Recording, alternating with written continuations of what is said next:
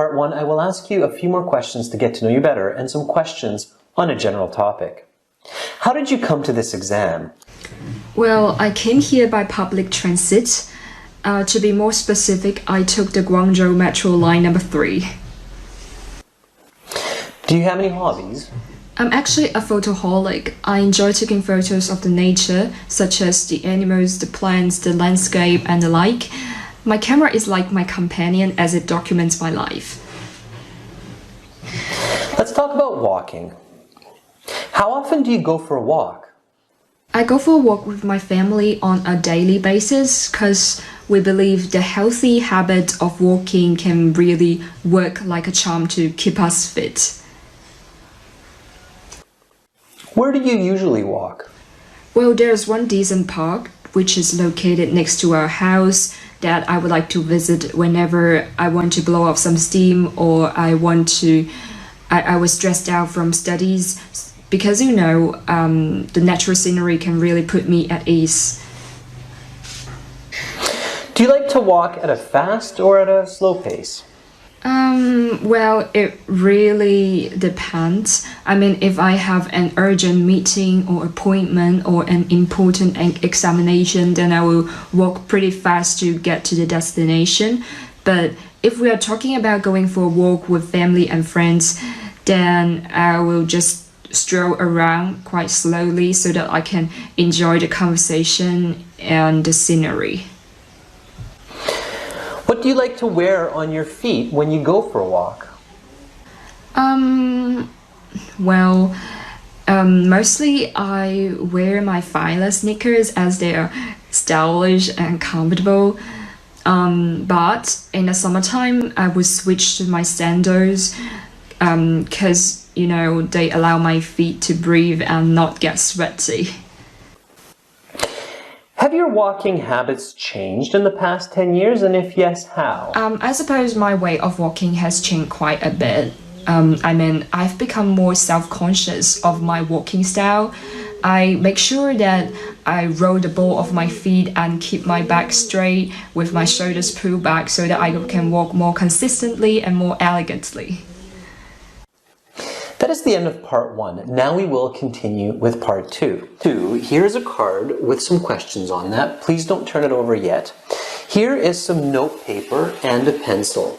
You will have 1 minute to look at the card, read the questions, think about your answers, and then you will have 2 minutes to speak. I will tell you when to start and when to stop. Your 1 minute preparation time begins now. Go ahead and turn over the card.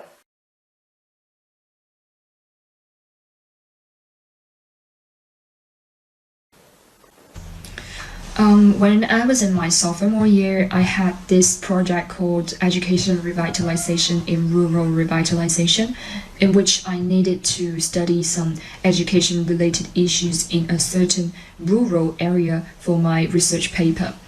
I decided to visit a town in my hometown because I knew it was the perfect place since it's a poverty-stricken town, meaning I could dig into some severe problems that the locals were experiencing. So this village was situated a few meters away from a landfill. And when I got there, I was appalled by the situation of the area, not because it's a slum, but because of the smell of the place caused by the landfill. There were excavated areas with lots of garbage that weren't filled with earth yet, and I guess that was the reason why the place smelled so fusty and overpowering.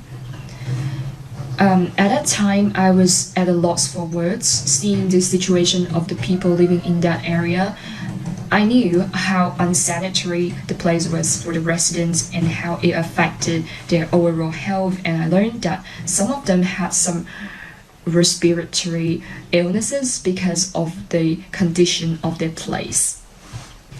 Anyway, after I conducted some interviews to some locals in that place, I realized how unfair life was and how privileged I was for living a life that is a complete opposite to the residents there. And since then, I reminded myself that I had no right to complain about some petty stuff, since there were more people who wanted a life like mine that is healthy and free from pollution. Your 2 minutes is up. I will stop you there. And now I'm going to take back the note paper and the card with the questions and the pencil, and we will continue with part 3. For part 3, I will ask you some more questions related to the topic of part 2. Let's talk about recycling and waste. How has waste management changed over the past century? I guess there is a striking contrast. I mean, in the past, people dealt with waste in an unsustainable and unsystematic way. For instance, they may just throw the garbage away and burn it.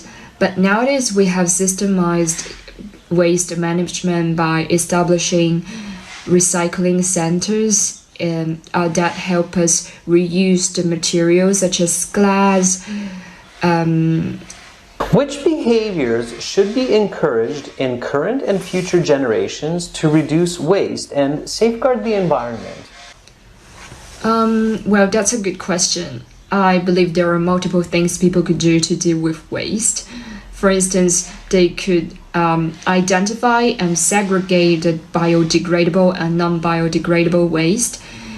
And also, they ought to avoid using disposable products so as to avoid creating trash.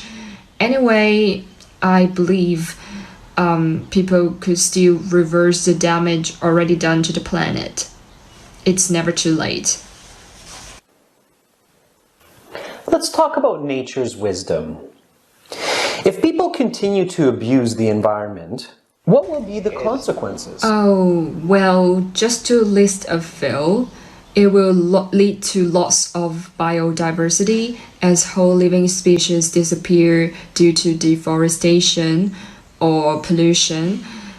And the rising temperature may be too much for all living things on the planet. And to be honest, there are already many warning signs that people can observe today. That is the end of part 3, and that concludes the speaking portion of the IELTS exam. You will have your mark in about 10 days' time with the other sections. Have a great rest of your day. I'm going to start with your part 1 questions. It's about work and studying. Your first question is, do you work or do you study? I'm now a college student majoring in English, and I'm about to graduate this year. Okay, great. Are you looking forward to working? Yes, I am. But I'm kind of conflicted. I mean, I want to start working and become financially independent and be able to feel like a grown-up. But I'm also scared of growing up and being a wage slave. Do you like eating chocolate? Why or why not? Certainly, yes. I mean, who doesn't? There's just something about the rich, sweet flavor and the smooth, creamy texture of chocolate that I find completely irresistible. What's your favorite flavor of chocolate? Well, I wouldn't turn down chocolate of any kind, but if I get a choice, I prefer dark chocolate. I do enjoy the bitter taste in it. Well, the darker, the better. Why do you think chocolate is popular around the world? Well, I read somewhere that chocolate is like a natural drug that will trigger the production of dopamine in human bodies, making people feel happy, and thus it makes people addicted to it. And then we are moving on to your part 1 of being happy. Is there anything that has made you feel happy lately? Yes, I've been a content creator for like a month, and one of my videos went viral and I received a lot of likes, and I've got 20,000 followers right now. So I've been walking on air. And last part 1 question. What do you think will make you feel happy in the future? I haven't thought about this question really, but I guess posting more videos about English learning will be one of the things that will fill me with joy and excitement. Thank you very much. We are going to move on to your part 2 topic. So for your part 2, you are going to describe a film character played by an actor or actress whom you admire. I will give you 1 minute to prepare. Your 1 minute starts now. Today, I'd like to talk about a character called Gao Qiqiang, who literally became famous overnight in China recently. He is the protagonist in the crime drama The Knockout. This drama basically tells the story of how a small-time fishmonger becomes a big-time gangster and how he struggles against the police. At first, Gao is involved in a shady business dealing because he struggles to make ends meet, but eventually he falls deeper and deeper into the criminal underworld and becomes a mafia boss himself. Briberies, drug dealing, and even murders are the crimes he gets involved in. And of course, he is brought to justice finally and sentenced to death. This character is played by an actor called Zhang Songwen. In my eyes, he is one of the most skilled actors nowadays in China. I love his face. I know he is not the most good-looking actor, but he definitely has a natural and emotive face. He is super expressive with his facial expressions and body movements. That is why he brought the character to life. He really dwells into the role and makes us forget about who he is. And plus, he is an actor who is personally charismatic. I've seen the way he spoke to the fans on Weibo. He is so down to earth and genuine. So that is why he's my favorite now. That's all of my sharing. Thank you. So we will be moving on to your part 3 questions right now. The first question that I have for you, part 3. Are actors or actresses very interested in their work, and why? Well, not every one of them, but those who are into the art of acting can be really interested in their work, because to them, acting is a form of storytelling that allows them to express themselves creatively and emotionally, so they may find it very fulfilling to bring the characters and the stories to life. But that being said, those who act only for the sake of money and fame may not be that invested in their work. Next question. Is being a professional actor or actress a good career? Well, I guess acting is a double-edged sword. It can be rewarding for those who have a great passion for acting and are willing to work their butt off. But however, it can also be competitive and unpredictable field. So it is important for actors and actresses to be realistic about their chances of success and have a backup plan. Third question. What can children learn from acting? There are quite a lot of things that children can learn from acting, including public speaking, confidence, and teamwork. And plus, acting can also stimulate children's creativity, imagination, and their ability to express themselves emotionally and creatively. And last question for your part 3. What are the differences between actors or actresses who earn much and those who earn little? Personally, I believe the film industry is run by capital, so I guess one difference could be those who earn little money have fewer opportunities to showcase their talents, while those who earn more money may have more opportunities. They're also in a better position to negotiate a higher pay. So I guess, of course, I'm just generalizing here. Thank you very much, and that is the end of your exam. Good morning, Professor. It is my honor to be here for this interview. My name is Leah. To summarize my 4 years at university, I would like to use the word driven. First of all, I'm driven by my perfectionism. I pursue excellence in whatever I do, always performing to the limits of my capabilities. Throughout my undergraduate studies, I went the extra mile in every course and got a GPA of 4.1 and won a scholarship 3 times. Also, I've tried to improve my English proficiency and got an 8.0 on the IELTS. Furthermore, I'm driven by my love for this major. It was not until I took the course Micro Teaching that I was fully hooked on English teaching. It occurred to me that if students are blank canvases, the best painter would be an interactive and engaging teacher. Therefore, I would do my best to design some classroom activities that can engage my students in real-world situations.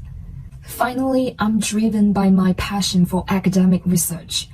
During my undergraduate years, I wrote a paper on corpus-based language teaching and another on students' emotions in second language writing, which made me decide to explore more research gaps in this field and publish papers in core journals in the near future.